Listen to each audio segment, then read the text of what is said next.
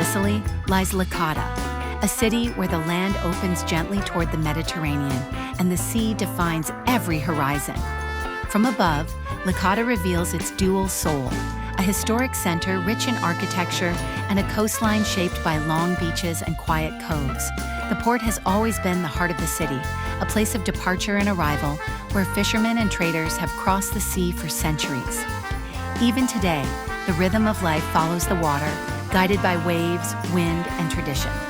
Rising above the town is the elegant Castel Sant'Angelo, a fortress overlooking the coast, offering a panoramic view that stretches endlessly across the Mediterranean. From here, the city appears small against the vastness of the sea.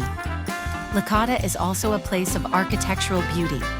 Along its streets, Liberty-style villas and historic buildings reflect a refined past, where elegance met the simplicity of coastal life. From the sky, the contrast is striking.